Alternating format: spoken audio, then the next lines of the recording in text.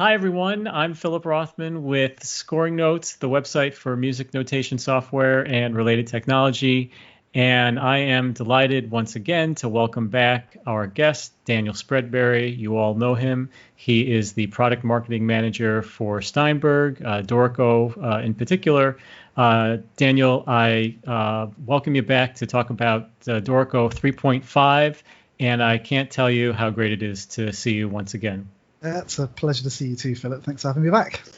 Uh, we last spoke I guess not in person, but over video some 4 months ago in January, and you were in London as you are now. I was in New York as I am now, but we were both going in separate directions. You were headed eastward to a music engraving conference in Salzburg, and I was headed west for the annual NAMM show in Los Angeles and Anaheim, I should say, California. And my things have changed a bit in the past 4 months, haven't they? Not really just this year. It's crazy, and I have to say it's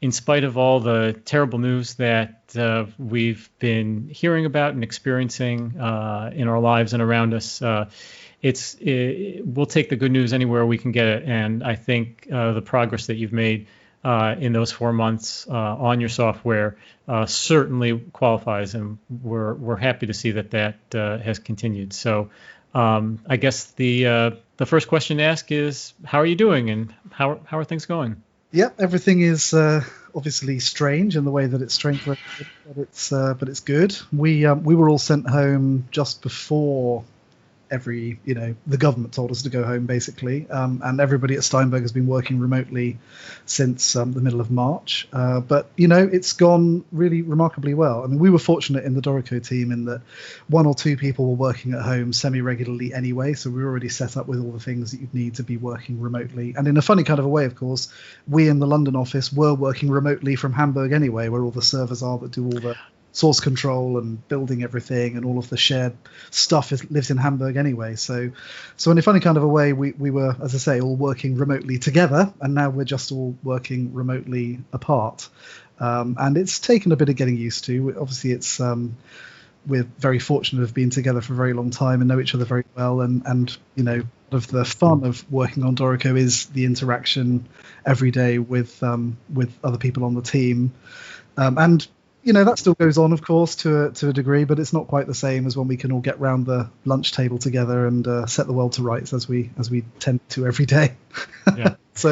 It's been pretty productive, actually, and despite the fact that all of us have got kids, we've got to homeschool and all the rest of it. It's been going well, and as I say, fortunately, obviously, we know that in the music industry as a whole, many musicians are facing difficulties at the moment, but for Steinberg, we've tried to do our best to help with making licenses available and supporting educational customers and so on. But actually, our products are quite in demand because, of course, now people are at home having a bit more time to make music, or even the need to do some of these things at home. So yeah, we've been very, very fortunate that our business has carried on. Despite the fact that a lot of music shops that sell a lot of our stuff currently closed unless they've got online ordering. But as I say, touch wood, so far it's been good, and we've certainly been doing everything we can to try to support musicians who are maybe not being so fortunate as we are to still have a job to do every day and something to really strive for. Right. Yeah, that's something I think that maybe tends to get lost a little bit, or maybe can be brought to the fore when you consider that the need to be creative, the need to create, really endures maybe in these times as much as any, or even more so. And you need the tools to do it. And the fact that products like Dorico and other products enable you to take the things that are in your brain and get them down on the page, get them on a screen, put them out.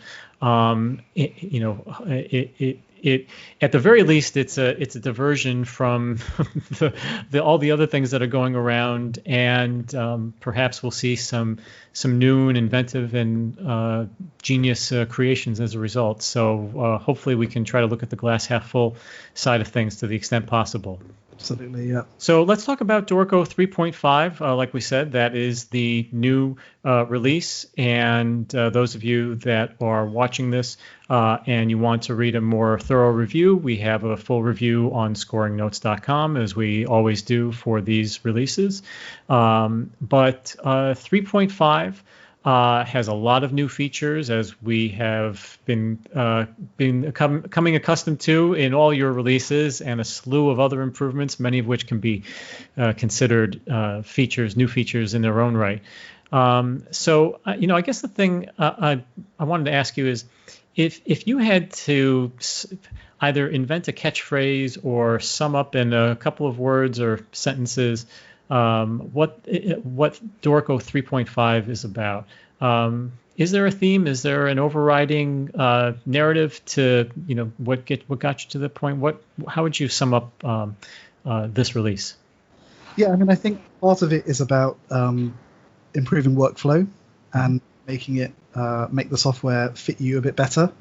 Part of it is about refinement, because we've taken features that were already in the program, whether it's something big like condensing or divisi, or something that has been there right from the beginning, like slurs and beams, for example, and making solid but incremental improvements to those features, and also hopefully about broadening the appeal of the software as well. So this is why, for example, we've got pitch before duration input, which people who are familiar with Finale would know of as Speedy Entry, and we've got our own version of that now to try to help appeal to those people who that might be an obstacle in trying a new notation program.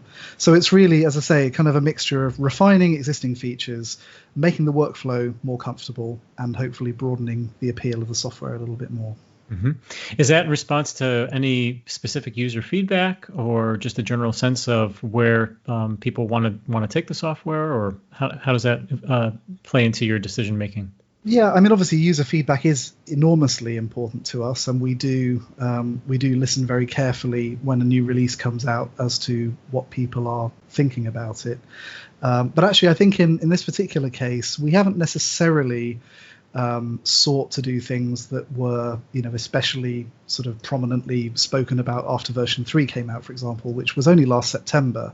Right. And of course, version 3.1 was sort of at Christmas time, basically. So there've been we're on quite a fast cadence at the moment, and to some degree, the things that we've been working on 3.5 are things that, like often, have been on our roadmap for a long time, because we had this very fortunate circumstance years ago of being able to kind of map out the sort of the shape of what Dorico would eventually become, and to some degree we're basically still on that journey that we set out on 7-8 years ago, obviously with things that have become, our community tell us are more important as we go along. So yeah, it's a mixture between things that we have always kind of thought of as being crucial to Dorico's identity and evolution, and things that our users tell us they would like us to do. Right. And we're going to get into as many of those features as we can very shortly. The one thing I wanted to ask, and you mentioned that accelerated timetable and the fact that 3.1 was only a few months ago, and like you said, 3.0 was September, first week of September last year. So it's been only 8 months. And what would you say the significance of a 0.5 release is? I don't think there hasn't been a Dorko 0.5. Right, there have been Steinberg 3.5s on the other platforms, and of course, other notation software, Sibelius, Finale, have had 0.5 releases. So what does that mean? What when someone opens up 3.5, how does that factor into the Dorico 1, 2, 3 series? I mean, in the end, it's just a number, right? Isn't it? Right. But could have been 3.14, and you would have had all these circular pie charts, and also I don't know. Much, so it was no. Yeah, we missed. the irrational release. Some people might say it's all irrational, but Yeah. no. So I mean, it's kind of, it is a Steinberg kind of way of doing things. None of our products are on a completely fixed schedule. I wouldn't have said. Cubase is the one that comes closest to it. There is normally a Cubase release towards the end of every year, in the last quarter of the calendar year, and that tends to be an alternating sort of big release, small release, big release, small release. Now, I don't wish to blow our own trumpet, but we don't do small releases in Dorico land. So in a way, we could have decided to call this release Dorico 4.0. And I think there's enough in there that we could have called it Dorico 4.0 if we decided to do that. But actually, what we're trying to do with this release is to kind of reset our schedule, because really we would prefer to be releasing our major releases at this time of year. This is, Okay. in a normal year, if schools were still in and kids were doing their exams right now and people were thinking about the next academic year, this would be an ideal time to be thinking about the resources that you might need in your school district or in your university or college for the coming academic year. Who knows what will happen this year? It's hard to say. So this sort of late spring, early summer kind of time is our preferred release window. It's also at the opposite end of the year to Cubase, which helps in terms of managing, the shared resources we have at Steinberg on web design and, marketing. And all and bobs that we have to rely on. So we wanted to get back onto this schedule, and Dorico 3 was actually late, by that reckoning, and we made it late so that we could really spend as much time as possible on condensing, which is, by far the biggest R&D effort for a single feature that we have expended in the whole of Dorico's development, and totally worth every penny we spent on it, in my view. But that did then mean that if we were going to have a release roughly this kind of time, it would have to be a little bit smaller perhaps than we might otherwise want it to be, although I think it's actually turned out perfectly big enough in the end. But because we know that people only bought the update to Dorico 3 in perhaps September last year, what we didn't want to do was hit them with another big update fee so soon. So although this is not a free update, because this is the release that we're planning to do this year, and so it needs to attract an update fee, it's relatively inexpensive. If you're updating from 3, then it's $60, about £50, €60. It's not an enormous amount of money considering the amount of features that you're going to get. And so, hopefully what we find is that it represents a pretty strong value, even if you're on earlier versions of Dorico, like version 2 or version 1, because of course you've then got not only all the things we've added in 3.5, but also condensing, and all of the other incredible things that we added in Dorico 3, which I almost can't remember now, even though it's only 8 months ago. And I in a studio and did a whole presentation about it. It's like, what was in version 3 again? It seems a long time ago somehow. Yeah, right. There's so much, like you said, it is almost like a fire hose of new features. And why don't we get right down to it, because there is a lot to cover. We can, like I said, we can try to cover as many things as we can in the time that we have. But certainly just to run down a few of them in terms of the headline items that we might consider, really new features. Certainly, you mentioned it just a moment ago, the quote unquote speedy entry, pitch before duration in note input. And that is really has nothing to do with the way your music looks, how it is manipulated, or I should say rendered on the screen. It is purely a workflow enhancement, and a big one. And something that doesn't come easily to on the development side. So I know you guys have put a lot of time into that, but that is certainly at the top, near the top, if not the top of the list, in terms of new, brand new things. But certainly right up there, of course, is figured bass. You mentioned condensing. You've added additional elements to the condensing feature with respect to section players and Divisi now being able to condense properly. You added the lines in so to try to remember what was added in 3.0, the lines was another big one, and now you have the line style editors so that you can in 3.1. 3.1. So we added playing techniques lines after them in 3.0, then lines right. on them in 3.1, and now in 3.5, as you say, yes, now you can edit and design your own lines with a whole set of very cool editing. It's funny. As soon as I said it, I was like, I think it was 3.1, but the groundwork was laid in 3.0. Yeah, and a whole bunch of other things that flow. Some of them flow naturally from some of these other things with respect to the way you would deal with condensing. Is kind of you have condensing changes, and now you have manual staff visibility changes, and then you have Hollywood style parts, so to speak, where you can add blank staves, and not to be overlooked, you have a lot of work being done to make your score being played back more with sample libraries that are out there. So there's a lot of work being done on the expression map, the VST side of things.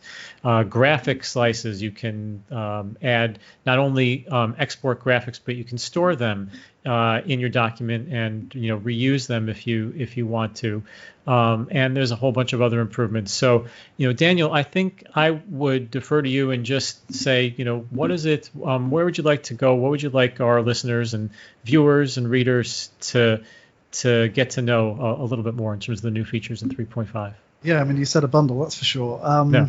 And that's only half of it, probably. But it is. We didn't mention all the guitar improvements and music XML, and the list goes on and on. Yeah. It does, yes. Almost unfair, isn't it, really, to anybody who expected to write a review of it or something. This stuff is... Well, it'll be a couple. It's a late night or two, but it's fun. Yeah, more than a few late nights for us as well, I can assure you. Sure. Yeah. Let's start with pitch before duration input, because I really do think that one is, and in a way it's kind of integrated very, very neatly into Dorico, but it's because it almost makes no difference to the UI of the program, this whole new music input method, as you say. So, I mean, for people who aren't familiar with the idea behind it, in Finale, the very first kind of input that you could do in the very first version of Finale was what later became known as Speedy Entry. I don't think it was called that in the very first version because there wasn't anything for it to be up against. That was how Finale's input method worked. The way that is interesting about it is that you can play whatever you like on your MIDI keyboard, and no notes go into the score until you specify the duration that you want that note to have. And actually in Finale, you have to do it by holding down the notes on the keyboard, and then you press the duration key on the computer that then commits that note. And so you can actually keep a chord held down and go 6 6 5 5 4 3 5, and you can put in notes of different durations while keeping the chord held down. It works a little bit differently in Dorico, but very conceptually similar. The really nice thing about it is that, as I say, because nothing goes in to the score until you actually specify the duration, if you're extemporizing, coming up with ideas, then actually it's very natural to be able to play on your MIDI keyboard without inputting any music, which is something that you can't do with Dorico's regular input method. I mean, it's only one key press, right? You could stop note input, you could hide the caret by pressing escape, and then because unlike other programs, even with the note selected, even if you start playing on your keyboard, it's just going to keep echoing the sounds back at you, won't put anything in. But then, of course, when you then get, oh yeah, that's it, then you have to press Shift N or return again, and it sounds small, but when you are in the midst of the creative process or the copying process or the arranging process, those things exponentially add up so quickly, and so you want to do whatever you can to make those impediments dissolve and just try to get as close as you can to the music input process. So what you described there is really, I think, a major step for people that are accustomed to getting the music into the software that way. And to be honest, I think even if you're not accustomed to it, I mean, I've always been, obviously we, back in the old days at the other place that we used to be, we eventually put a version of pitch before duration input into that other program as well. Right. I think it is worth noting that it was the same situation where there was only a duration before pitch option, and then in, I believe it was Sibelius 7 that the full support for note before pitch before duration was added. Yeah, indeed. And I think that we, I personally had kind of never really sort of used it very much, but I've found myself getting more, more kind of attuned to it this time. For me, the thing that makes it super nice is that it's just behind one key press. It's just behind the letter K on the keyboard. So you can choose in preferences whether you want to start with duration before pitch, which is Dorico's regular method, or whether you want to have pitch before duration. And then at any time you like during note input, you can just press K, and that switches into the other mode. And so this is a bit like in Finale, of course, where you can press caps lock, and then that locks the current duration, and then you can put in a stream of notes.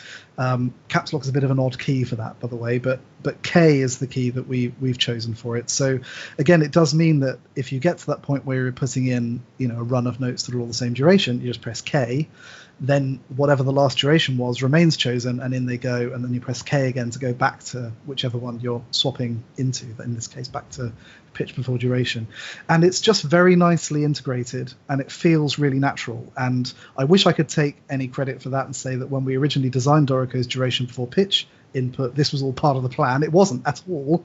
I definitely, I'm sort of responsible for the design of the duration before pitch input method, 100% really. I kind of dreamed that up and then iterated it with Anthony and with Stefan, who did all the engineering work on the inputs and editing side of things. But pitch before duration has been completely opposite. It was more like, we already have our duration before pitch.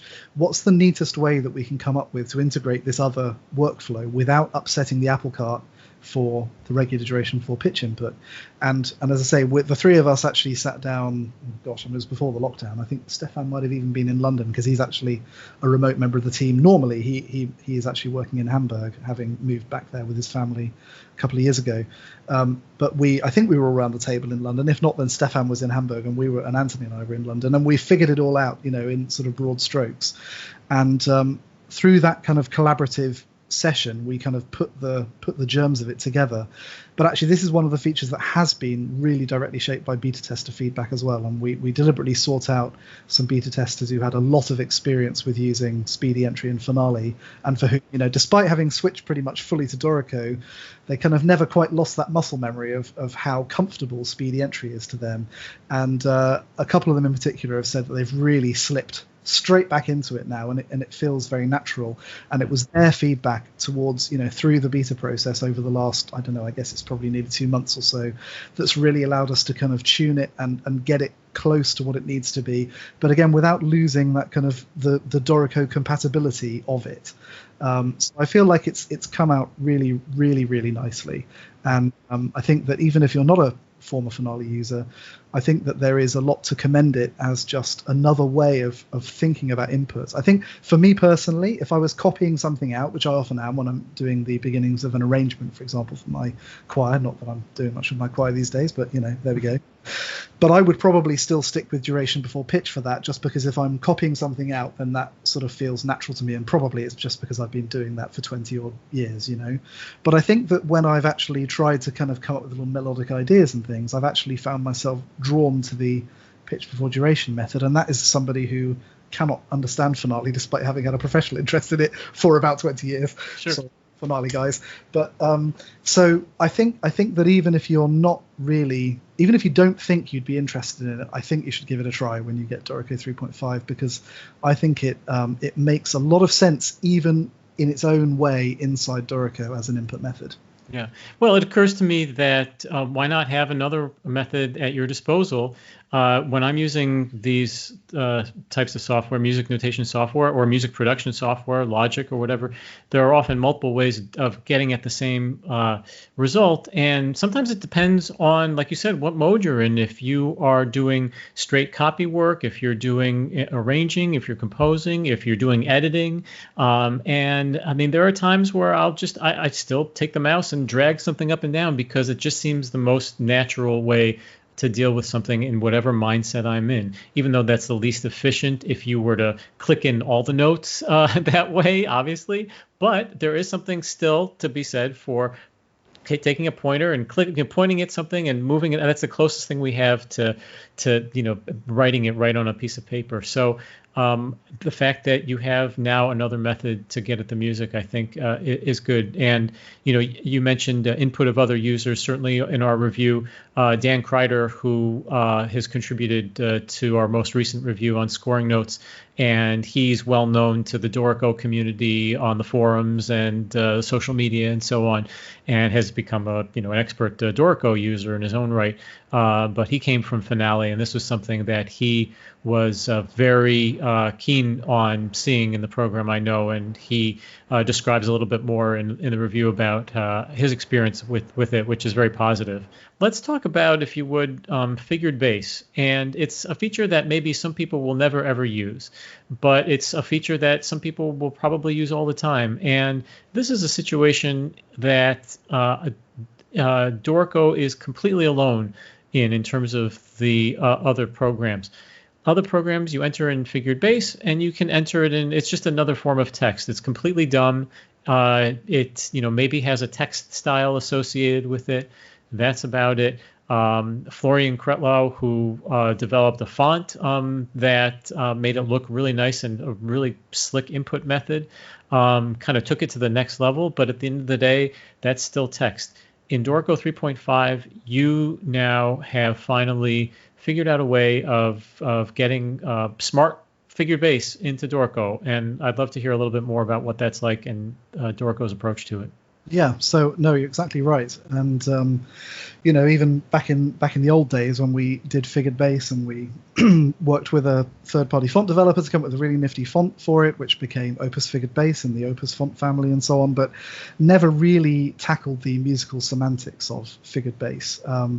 And the Dorico way is to try to understand the musical semantics of whatever notation you're putting in so that we can do a smarter and hopefully more helpful job in terms of making your life easy as you're working on a piece that uses that notation. So with figured bass, it was important to us that we tried to make the program actually know what the figures mean, basically. So, and in that way, you can actually have a very efficient input method where you can do the same kind of shorthand that an actual accompanist would do when working with figured bass for real in a performance context, because anybody who's read figured bass, I should point out my own knowledge of figured bass pretty rudimentary. Did a bit of my undergrad studies, not good enough keyboard player to know how to figure something at sight. Give me 10 minutes and I can tell you what it all is. Right.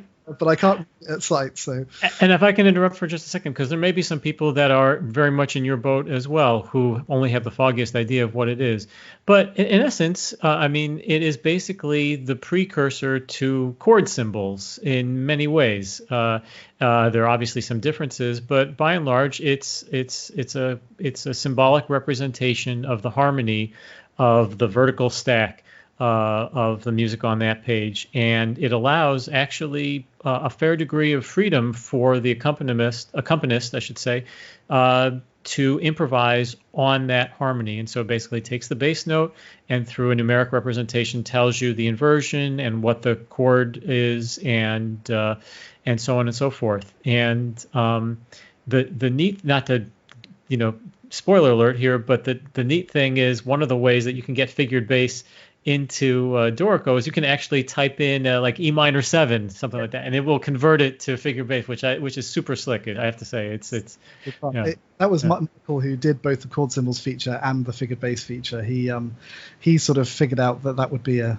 clever way of doing it. I mean, he's super smart in every possible way. Really, we're very lucky to have people who are really just super smart in every area of the team, and Michael, who's done a lot of these features that are to do with musical semantics, he just sort of sees them in a very particular way and implements them beautifully.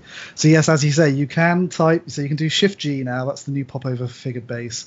It works just the same as all the other popovers in Dorico, so you can tab to go to the next bar, space to go to the next note or the next rhythmic position, and so on. You can go backwards. You can edit the existing figures. There's a little shorthand for typing them in, so you don't have to worry about which order you type them in. If you want to do a 6/4, you don't have to worry about typing 6/4. You can type 4/6. If you want to hide a figure, you can enclose it in angle brackets. It's very, very neat, very, very quick learn syntax for actually putting it in. But as you say, if you want to instead, if you can think in your head, oh well, hang on, that's G over B. then you can type G over B into the Shift G popover, and it will give you the 6-3 or 6-3. the 6, of course, because the normal shorthand for a first inversion triad would be just the 6 on its own. Right, the 3 is implied, yeah. Exactly. So it's all that kind of stuff, and of course, because they're smart musical items, they're not just bits of text. There's a whole page of engraving options that allow you to choose how they should appear in certain contexts. There is, it's the only program, as far as I know anyway, that has proper support for hold lines, where a figure applies to a number of, sort of the harmony stays the same while the bass note moves, and that's indicated by one or more lines that indicates where they stop. And again, Dorico, as far as I know, is the only program that actually has built-in support for them, including also things like suspensions and resolutions, which are very, very common in music of the Baroque and early classical period. That is typically where you'll find figured bass, lovely circular fifth bass lines that we all harmonized in our undergrad degrees, and it's all of 4/3 suspensions and all the rest of it. And again, Dorico allows you to type those in. You can type 4 hyphen greater than 3, so it looks a bit like an arrow, and it then knows that that's a suspension, and you can then drag those figures around in write mode to kind of move them rhythmically. And it's very, very, very neat and very, very slick, and it basically, I think works pretty much about as well as you could possibly wish. The another really neat thing about it is, although of course figured bass is typically global, like chord symbols are global in Dorico, they apply to the whole ensemble. If for some reason you had your continuo player on the harpsichord playing one set of bass notes, and then your cellist or bass player or whoever is providing the sort of the other bass line with a different bass note, very, very rare, but we'd have seen a couple of examples of it being done, then from the same figures, Dorico will actually show different figures corresponding to the correct pitches on the other instrument, for example. Nice. Okay. Or if you can have, and again, very rare, but it is occasionally done, you could have different figures belonging to a different instrument by having local figures that apply to just one instrument, like the difference between local chord symbols and global chord symbols that we introduced in, again, I think Dorico 3.1. So, and there's also a sort of a whole other mode of inputting figured bass, which is a bit like sort of forced duration for inputting notes in Dorico, where if you're copying an existing edition, and maybe if you're like me, you wouldn't necessarily know the full nuances of exactly what a performer would want to see, but you've got a good established edition, and maybe you just need to transpose it or something like this. And again, figured bass can transpose in Dorico, which is quite novel. And you might think, well, isn't like Nashville numbers, you can just transpose the music and the figures stay the same, but of course it's not quite. Yeah. Excuse me, because the third, for example, which might be raised, could be raised, right? Yep. That's right. Yeah. So the program has to have a certain amount of smarts when it comes to transposing the figures. So if you needed to take a cantata or something and put it down a tone, and the bass is already prefigured, in another program you're going to have to sit down at your keyboard and you're going to have to actually work out whether those still work. That's right. It's a bit like if you just hit the up arrow or down arrow without thinking about the intervening accidentals, and sometimes it's a half step, sometimes it's a whole step, and you can't. It's a very different thing than saying transpose up a major second or a major third, that sort of thing. But as you mentioned, there's a way to kind of basically more or less override the smarts, if you will, of Dorico's method and put it in, like you said, if you were copying an existing edition. And then there is a way to revert back to that, and you can change them back and forth depending on, how to what extent you want to use Dorico's underlying understanding of it, much as you would with forced duration as well. Absolutely. Yeah, so yeah. I feel like overall it's really nicely integrated into the way that Dorico thinks about this kind of music. Okay, well, good. So where else should we go next? Let's talk a little bit about the change we've made to playback and to expression maps. I think that, in one level, if you're just using Note Performer or the sounds that come with Dorico, you won't necessarily notice any difference when you get Dorico 3.5. But under the hood, actually, there is one place where you will notice the difference, and that is that one of the things that Paul has added to expression maps in this release is the ability to do conditional switching based on note length. So this is really quite a subtle thing, but a very powerful thing. So many sample libraries, and we spent some time talking to the manufacturers of a bunch of different sample libraries to try to really kind of get a handle on what they're thinking about, the way they tend to organize things these days, because it's a surprisingly fast moving industry, despite the fact that it takes months, if not years, to record, program, edit, release sample libraries. They're enormous undertakings, and yet somehow there seems to be a new one out every few months that's got some incredible new innovation in it. So we spend a lot of time looking at what the manufacturers are doing, and looking, I suppose, in a way, kind of playing catch up really with the way that they've been approaching certain things over the past few years, really. And one of the neat things that, as I say, Paul has tackled in this release is this idea of conditions based on note length, and that's real-time note length. So how fast a note is actually played in wall time, rather than what it's written as, but how long does it really last in real life? Because, of course, samples are all recorded to last a certain amount of time in real life. They're not semi-quick 16th notes or whatever. They are recorded and they last as long as they last.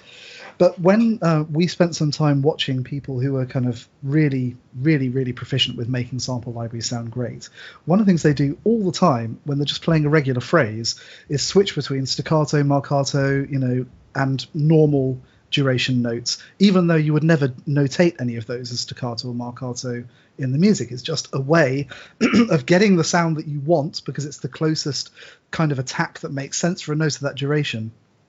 And they just do this they sort of ride the key switches or ride the controller, and they kind of develop a feel for it. They can play it as if it was a real instrument. So one of the things that we're sort of trying to sort of make our way towards is having Dorico able to kind of play the virtual instrument in the same way that an experienced human would do it. And as I say, watching people doing this with the note lengths, this sounds like sample library 101, I'm sure, to many people more experienced in this area than me personally. But it was quite eye-opening for me to see that being done when you actually got somebody who really knows what they're doing using it in a live situation.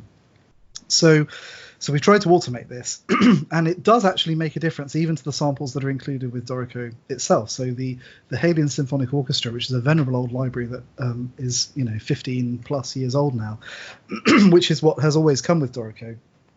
One of the problems that people have often found with it is that the violins, for example, they've kind of got this idea of legato and fast legato, and really what that is all about. It's the same samples, I think, although I'd have to check with the original engineer to find out for sure. But it's basically about the rise time and how quickly they speak.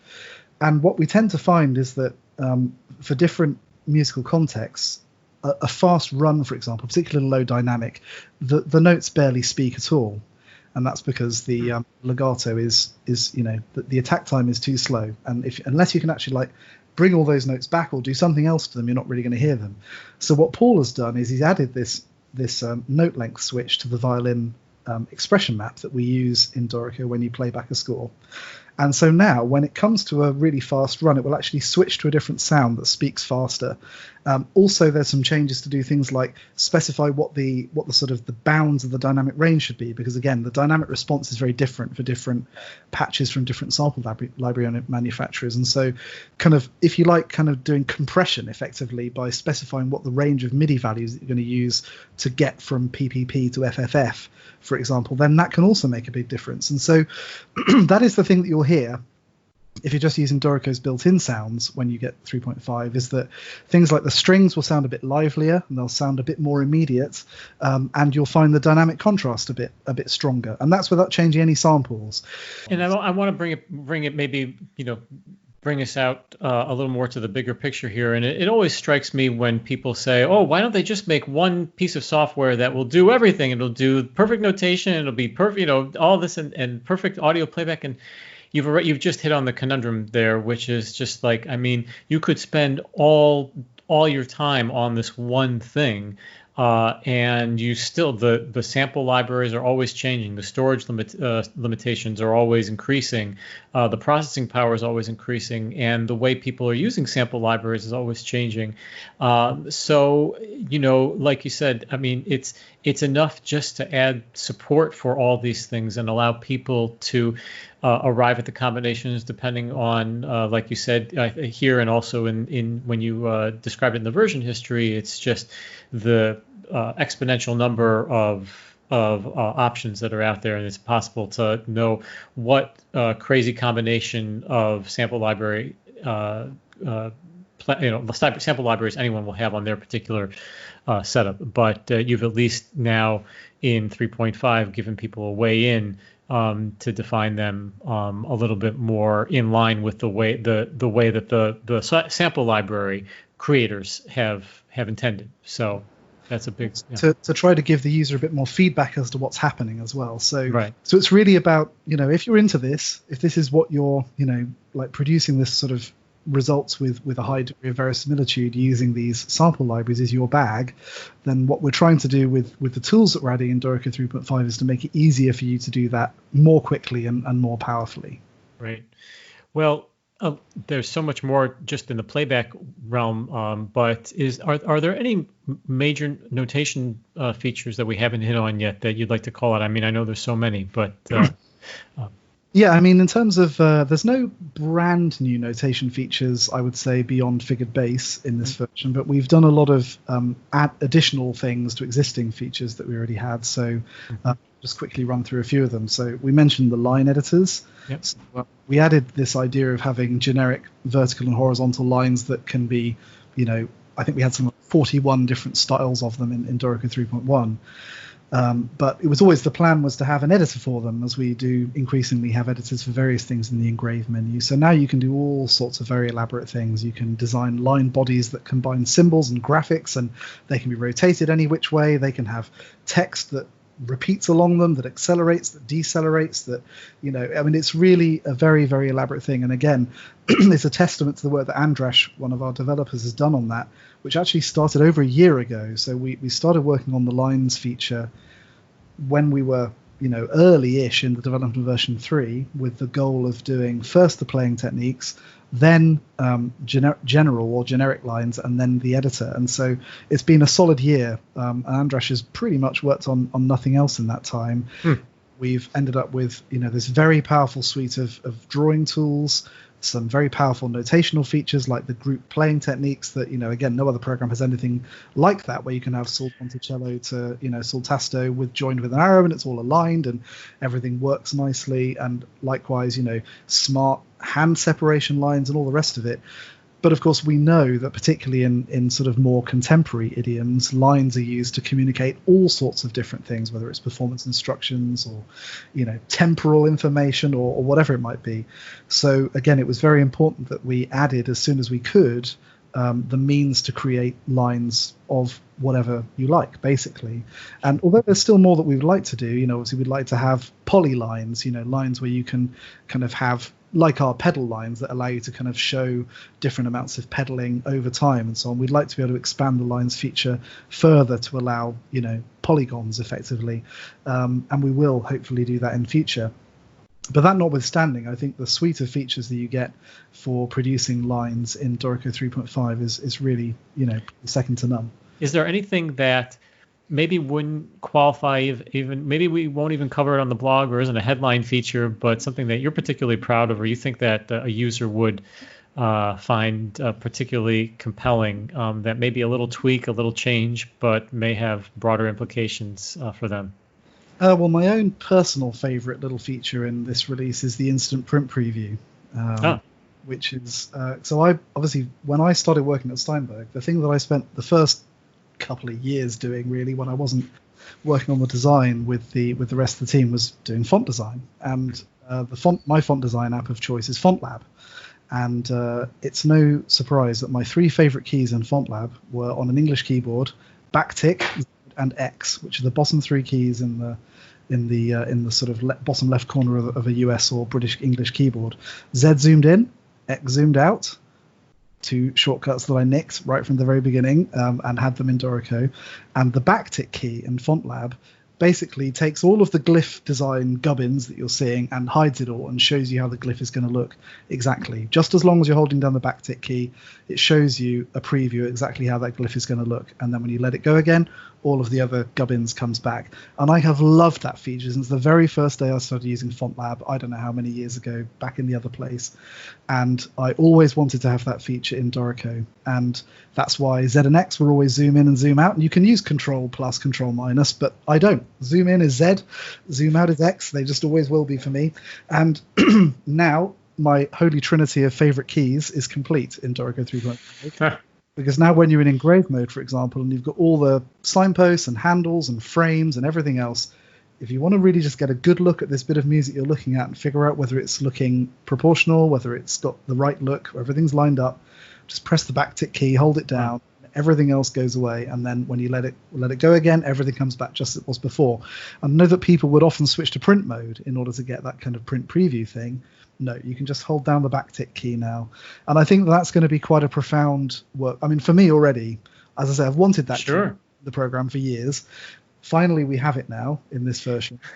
It's funny. I remember the story that Ben Finn told about the first version of Sibelius, where they were writing the program, and they rented a laser writer because they couldn't afford one, and they had written all this code and they had done all this stuff on the screen, but they weren't even sure if it was going to actually print out. And the only way that they could actually test the print is to literally print on a hard copy piece of paper with a rented laser printer and see if it worked. And it's so crazy. The end result that you're trying to achieve in notation software is this thing that you really actually can't get a representation of on the screen unless you go to this obscure dialogue in print preview. And even then, you're still bombarded with all these options and all these other things.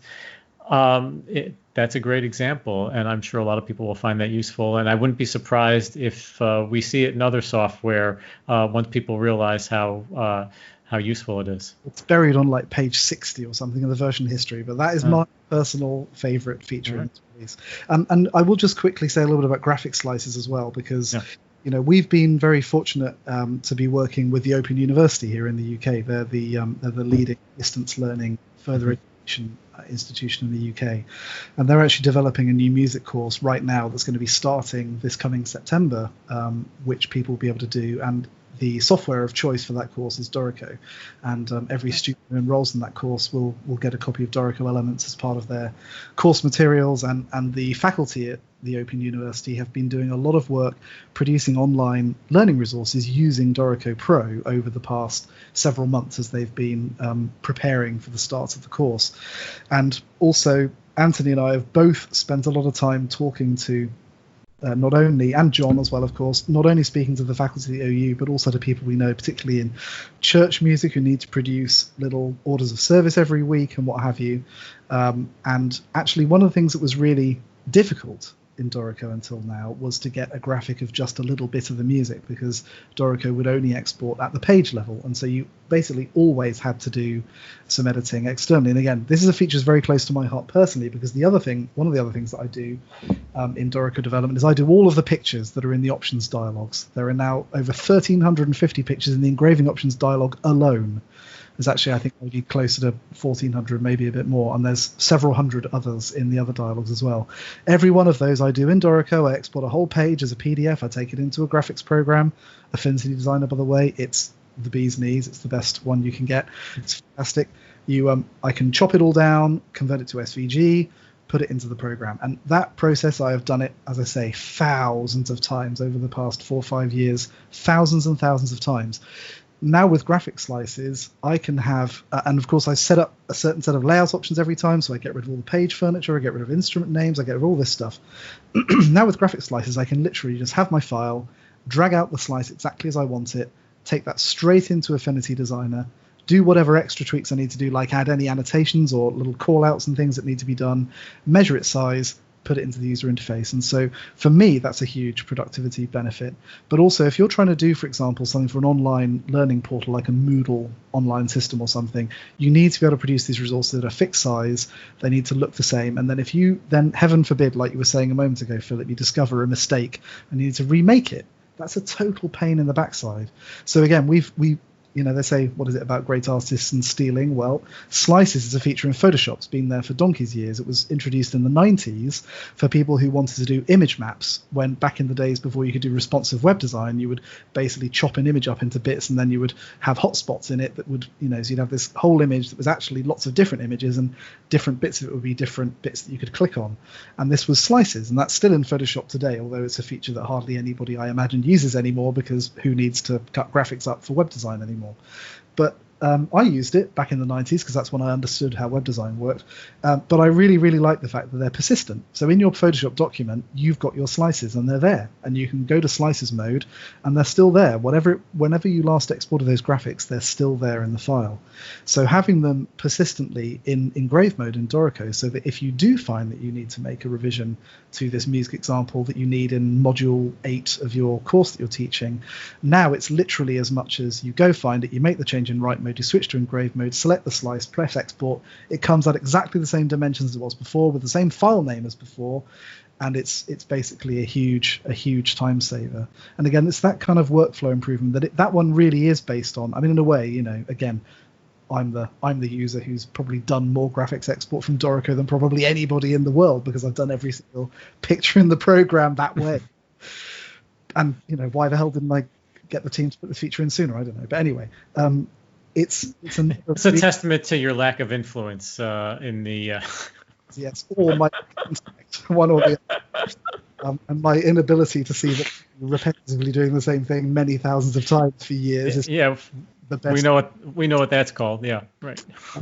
So I think that those two features, again, they're very different, but I think they show that we are thinking not just about the notation, the nitty gritty of how beautiful the music looks, although that is of course our number one concern at all times, but also about the workflow. And just two more things on that subject very quickly. I know we should probably stop rambling on and go our separate ways, but one is filtering and searching inside the UI. So now in both the properties panel, where you can just type the beginning of any property name or group, and it will immediately filter the properties panel down to just what you typed. And you can also do things like show which properties are set, and there's also some very powerful stuff to do with where properties are set, whether they're set only in the current layout or whether they're set everywhere, but we won't necessarily talk about that right now. But it's very useful, very powerful, and gives people some new tools for controlling how the appearance of scores and parts are going to look.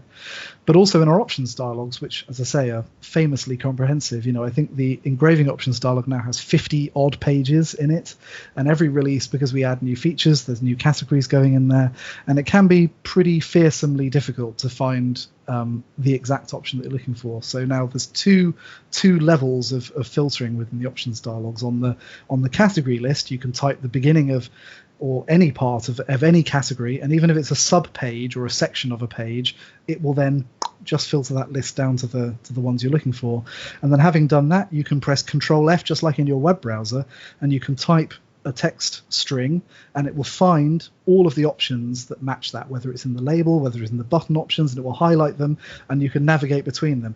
And that alone is a massively powerful workflow improvement that you can now do across the two sort of main bits of UI that people might find a bit overwhelming when they use Dorico. The properties panel at the bottom, which when you have a note selected, even on my widescreen monitor, scrolls out of view because there's so many different properties that you can set on notes. But now you can bring that into a more manageable sort of frame of reference based on what you're interested in right now. You want to work on harmonics, type HAR into that search box. Only the harmonics will then be shown to you. Likewise, in the options dialogues, you're looking for repeat bar lines. You type repeat into that filter box on the left-hand side. You'll then see bar lines, and you'll see repeat markers, and pretty much all the other pages will be gone, for example. So these things, I think, are hopefully powerful workflow accelerants for people who are wanting to find their way around Dorico. And again, we hope that they'll just seem so natural that you kind of wonder why they were never there, and they'll just immediately become assimilated into your use of the program. But I think that they're a good sign of kind of how aspects of the software are maturing now, to the point where hopefully no matter how you want to use the program, we're sort of trying to accommodate your sort of workflow and the way that you want to use it. Right. That way of searching for an item or an element is, it sounds like it's similar to the way one would already search for an instrument in the setup mode. You type the instrument and you type CLAR, and you would start getting just your clarinets or that sort of thing. So now it's taking that and propagating it, if you will, to all the other aspects of the program. Good. Well, yeah, as you mentioned, we could go on and on, but there'll be more on scoring notes. Just very quickly, we generally cover the pro level of the different software platforms, whether it's Sibelius, Dorico, Finale. But briefly, if you could tell us, and we're talking, today about really Dorico Pro, but I know at least some of these improvements, new features have made their way to Dorico Elements or even Dorico SE. I would imagine like the types of things that you just mentioned, searching might be one where that's something that you would see in all aspects of the program. You're not going to limit that to just the pro level. But is there anything particular that you might think that an SE or an Elements user might find particularly compelling? Yes, I mean, as you're listening to this today, for example, probably the trial version of Dorico Pro isn't available yet. So if you want to get Dorico Pro 3.5, you've got to buy it. But you could download Dorico SE 3.5 and you could look at that. And everything in Dorico Pro, pretty much, with the exception of obviously condensing, divisi, and sort of things around that, clef and transposition overrides for parts, that's only in Pro. But on the whole, unless the feature lives in engrave mode, it has made its way into all three versions of Dorico. So, if you're using Dorico Elements, I think the update is like $20 and about £20, €20. So, and for that money, you will obviously still keep your 12-player limitation. You won't suddenly get all the features of Dorico Pro. You don't get engrave mode, but figured bass, all of these other lovely things. You won't get graphic slices, I'm afraid, because that's in engrave mode. But a lot of the other things that we've talked about, they're all going to be there. Mm-hmm. So, and yes, both Elements and SE, because it's all one program, they're all available. And remind me, SE basically is the same as Elements. It's just the number of players is limited even further to 2. Okay, right. That's right. But otherwise, it's the same program. Elements has got some extra sounds and things as well, but sure. Yeah, apart from that, it's pretty much the same as Dorico Elements, but right. limited to just 2 players. And right. So that's been very successful for us. We've had many thousands of people coming into the Dorico family via SE, and we are beginning to see some moving up the family Elements as well, which is what we want to see happening. We hope that it'll be maybe the first entry point into notation software for some students, for example, and hope they'll enjoy it enough to want to move up the family tree. Great. Well, that's terrific to hear. Daniel, congratulations on the release of Dorico 3.5. It sounds and looks terrific. And before we go, is there anything else, whether it has to do with, we always want more. So is there anything that you can tell us about what's next for Dorico? I know you've actually already said, even in this interview, there are some things that you plan on doing in the future. But anything else that you'd like to say, whether it's future developments or just in general? I think probably I will keep my counsel for a change. I think what we're all finding is that having adjusting to this new way of working is that we've obviously had a very fixed goal in mind, because this project was well underway by the time that we had to start working in a different way. But I think now as we come to the end of this project and we'll look at what's next, we're going to have to be more creative about how we decide how to collaborate on the big push that's going to come next for whatever it might be. But what I hope is that, obviously, no doubt there'll be some little tweaks and things that will make to Dorico 3.5, but what I'm hoping is that we will have, for the first time since Dorico 1.0 came out back at the end of 2016, we actually have a clear run of time when we can really start to focus on some longer-term things, whether that's technical things inside Dorico itself or some ancillary things around it. So hopefully, depending on how the early reception to 3.5 goes in the next few weeks, and once we've kind of recovered a bit from the effort of getting to this point, then we will hopefully be able to look a little bit more broadly in the future than we have been up to now. Okay. Well, as always, we'll be eagerly anticipating whatever comes next. But for a moment, maybe we can pause and just enjoy and appreciate how far you've come in just the short 8 months since the last major release. And for all of that information and reviews and analysis, certainly head over to scoringnotes.com to check that out. We have a review up as you're watching this, and we will follow up with a couple of other posts specific to some of the new features. Of course, you can get Dorico from Dorko.com or Steinberg.net from the official websites, and there'll be a lot of official resources available as well. So to plenty to keep us busy, as if we aren't already glued enough to our computer screens. But this is, like I said at the outset, a lot of good news in otherwise uncertain times. So congratulations again, Daniel. Great as always to speak with you. Thanks for having me, Philip. It's been fun. Likewise. Take care. Cheers.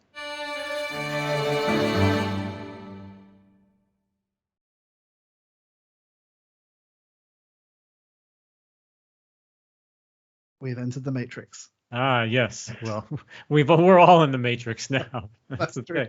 You just purely in the Matrix. You could be right. I was supposed to take. I can't remember. You could be right next door, and we'd be doing this the same exact way. That's true.